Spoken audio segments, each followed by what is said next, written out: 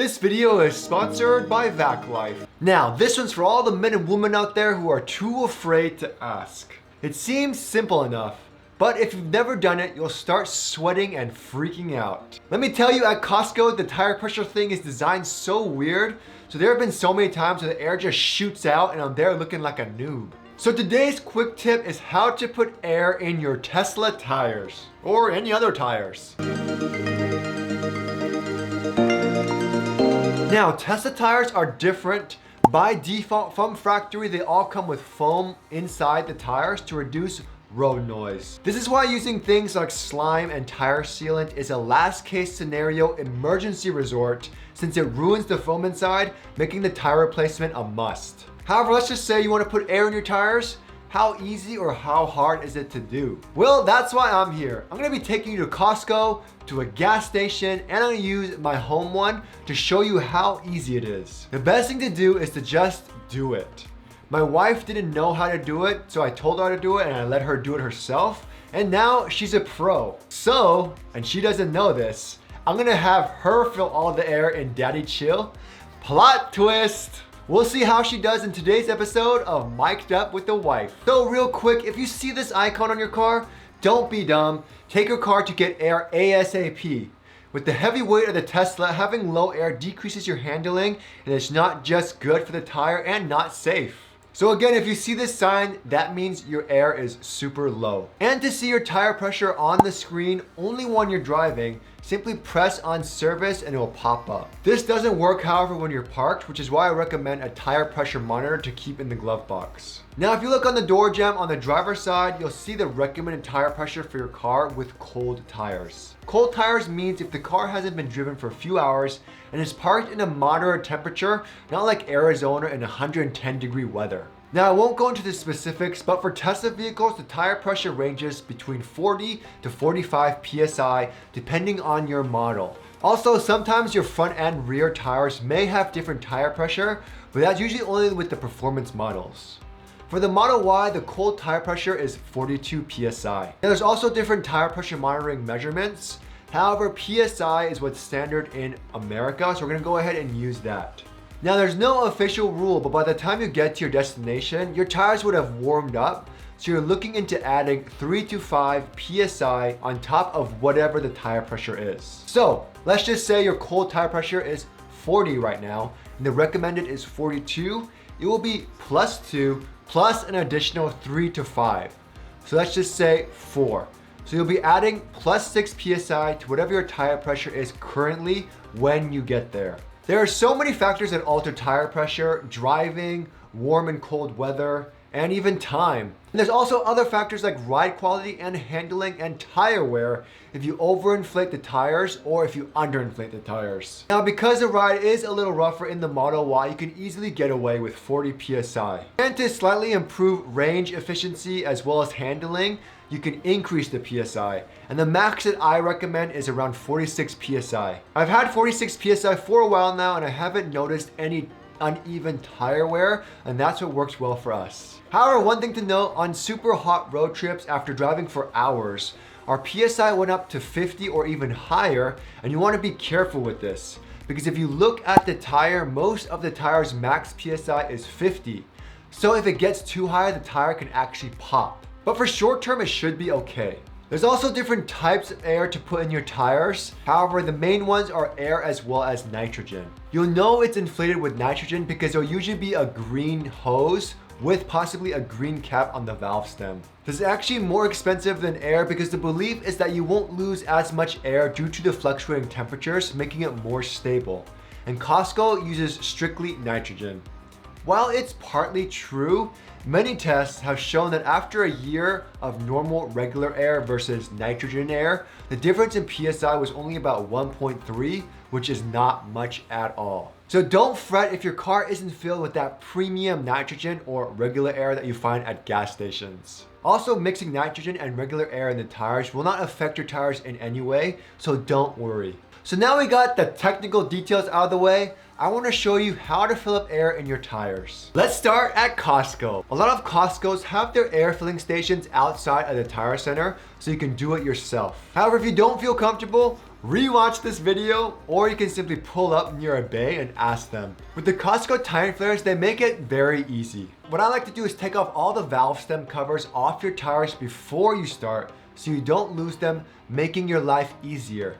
Put them in your pocket or your cup holders or something. Make sure you have these valve stem covers. You can get them for free anywhere at a tire center because it prevents any damage from the valve stem as well as reducing any unnecessary air from coming out of your tires. Next, after you do your math, yes, you can use your iPhone calculator. Take that math teacher who said that I'll never have a calculator everywhere I go. Figure out how much PSI you want the tires to be at.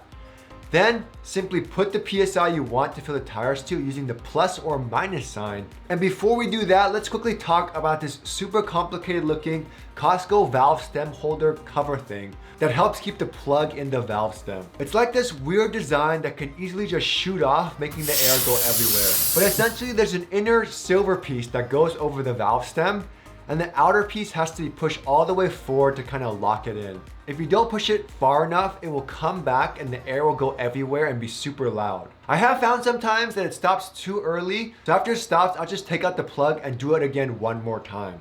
Now you just do that with 4 tires and that's it. Now if you ever need to bleed air out of the tires to decrease the PSI, just put this silver piece on, but not on all the way, and the air will come out. We'll just do the right rear. That is a big bug. Where? Look at that dung beetle. It's a beetle. Alright, so first I'm going to unscrew the stem. And then, as Everydaychris says, I'm going to put it in all the way. Wait. So let's talk about this real quick. Oh, so this is your tire pressure filler. Oh my god! It's completely harmless. Hi! Hi! Hi! It's okay, they're like little babies. Here. Go away! Oh my gosh! Completely harmless. Oh my. Hello, little guy. Okay, keep going. You insert it in all the way, that means the air is going in. When it's out, then it's out. Okay. In, out, in, out, in, Okay, go. out. Ready? Hop, 2. Put it in all the way. Put it up. Yep. And then that means air is going in. You can hear it filling up right now. And you wait for the beep to tell you that it's all done. Boy, it's taking a long time. There is a reading on the device itself.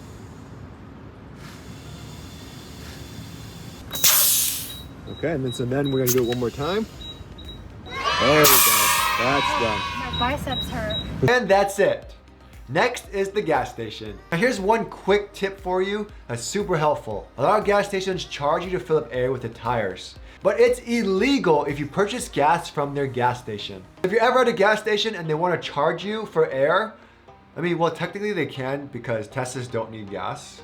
But aside from that, it's supposed to be free. Now, some older style tire inflators come with this metal thing that shows a very rudimentary air pressure guide, but make sure you have your digital one handy to have an accurate tire pressure reading. Other than that, it's the same steps and then you're done. Today, we're going to be talking about how to fill up your airs with tires. Fill up your air with tires. So first, you got to unscrew the caps. Push the button, the air's on this one. That's water. So this is what it looks like.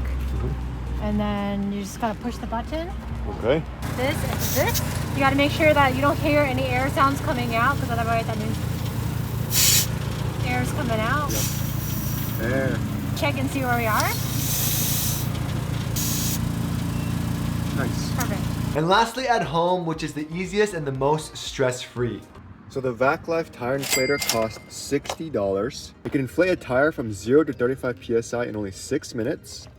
They do recommend though you do take a break after 8 minutes and let the machine cool down because it can overheat. Very portable, very small, so you could take it around everywhere. If you go camping and you want to inflate your airbag or something like that, you can easily inflate that. It has the attachments here.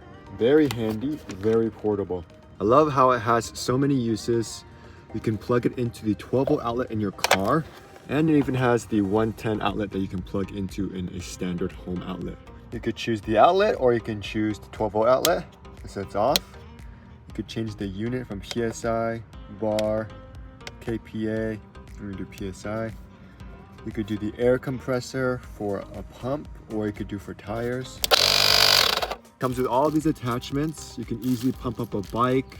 It also has great cable management, so everything is just nice and tidy here. Super compact, super portable. You can keep it in your garage or keep it in your car for emergencies. Even has a nice little light.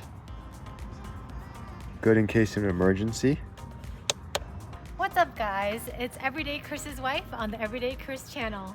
So we got this handy dandy air compressor here.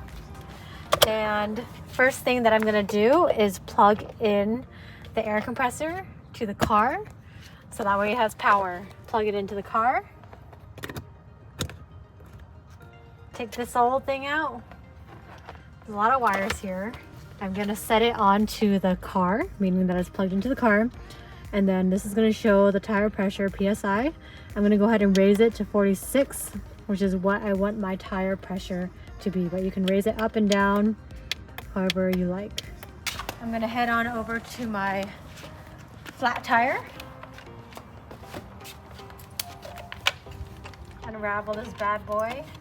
There's also a light here, so if you're in the dark and you can't see, it has a handy dandy light so you can just shine it on and find the air stem. Righty tighty, lefty loosey. Okay, so after I took out the stem, I'm gonna go ahead and place this in just like this. And this means that it's open and this means that it's closed. So let's go ahead and put it in like that's what she said. And I'm closing it. You can see my tire pressure is 40.5, which is low. And I'm gonna go ahead and fill it up. You see a tire icon here, and that's filled up. So now that's all done, I'm gonna turn this off. I'm going to take this out and take it out. And then go ahead and put my stem back in. That's all, folks. And that's it. Not too bad, right? So now you know a little bit about filling up tires with air. Thanks for watching, guys, and I'll see you guys next time.